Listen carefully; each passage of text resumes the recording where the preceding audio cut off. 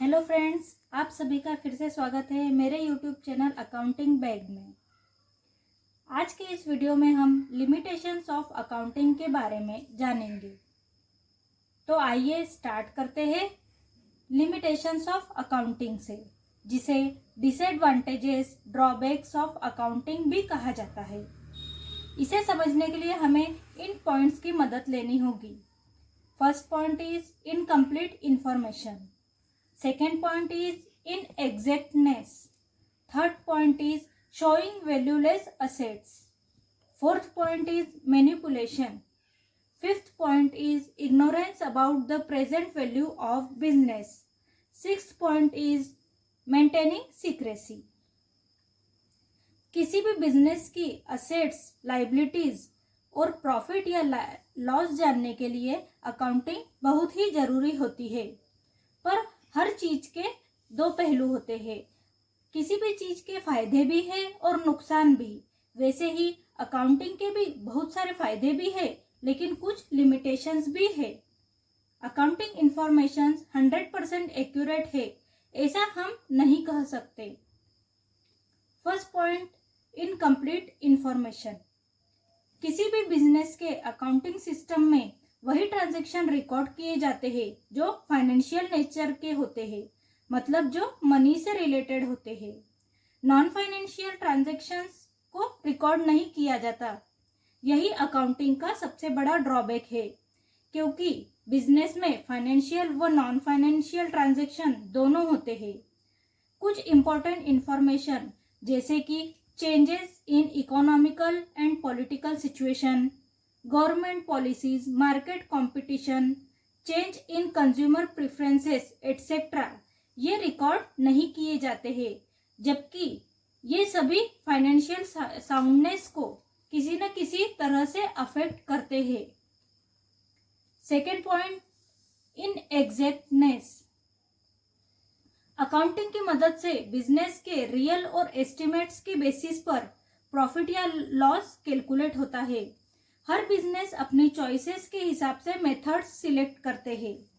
फिर अकाउंटेंट उन्हीं मेथड के द्वारा valuation of stock, calculation of depreciation, various reserve and provisions को मेंटेन करते हैं। इसलिए हर बिजनेस का रिजल्ट अलग अलग होता है। फॉर एग्जाम्पल, डेप्रिसिएशन लगाने की बहुत सारी मेथड्स है। हर बिजनेस अलग अलग मेथड यूज करता है, जिसके कारण असेट्स की वैल्यू भी अलग अलग होती है। Third point, showing valueless assets.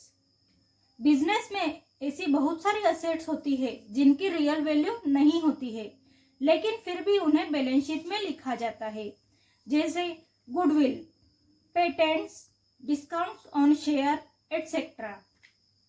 इन असेट्स को बिजनेस बुक्स में लिखना बिजनेस रिजल्ट में डाउट पैदा करता है। Fourth point, manipulation. मैनिपुलेशन मतलब हेर फेर। किसी भी बिजनेस में अकाउंटिंग मैनिपुलेशन हो सकता है, जिससे बिजनेस रिजल्ट एक्यूरेट नहीं मिलता है।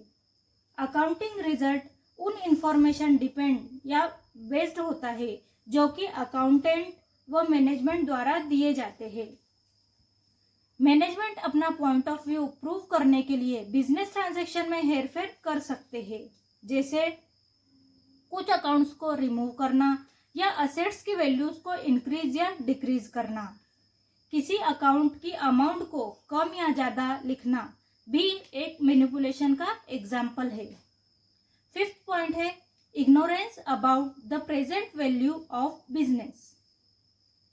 किसी भी बिजनेस में अकाउंटिंग बुक्स मेंटेन करने के पहले यह माना जाता है कि यह बिजनेस इनडेफिनाइट पीरियड तक चालू रहेगा, जिसके कारण बैलेंस शीट में असेट्स की बुक वैल्यू लिखी जाती है, न कि मार्केट वैल्यू।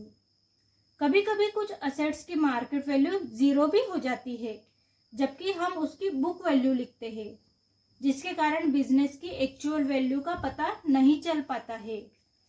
एग्जाम्पल के लिए, बिजनेस की बहुत कोई पुरानी मशीनरी है जिसे अभी भी यूज किया जाता है, पर उसकी मार्केट वैल्यू ना के बराबर है, पर वह हमारी बुक्स में उसी वैल्यू के आधार पर ही लिखी जाती है।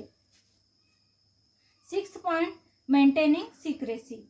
अकाउंटिंग वर्क में बहुत सारे ह्यूमन का इन्वॉल्वमेंट होता है, जिसके कारण अकाउंटिंग की इंफॉर्मेशन सीक्रेट नहीं रह पाती है, जो कि एक बड़ा लिमिटेशन है, क्योंकि ऑनर्स को अकाउंट मेंटेन करने के लिए स्टाफ हायर करना पड़ता है, जिससे कुछ बिजनेस सीक्रेट्स ओपन भी हो जाते हैं। दोस्तों, आज के इस वीडियो में बस इतना ही। मिलते हैं अगले वीडियो में कुछ बेसिक टर्म्स जो अकाउंटिंग में बहुत ज़रूरी है उन्हें लेकर। अगर आपको मेरा यह वीडियो पसंद आया है तो प्लीज़ इसे लाइक व शेयर करें और मेरे चैनल को सब्सक्राइब करना ना भूलें। Thank you.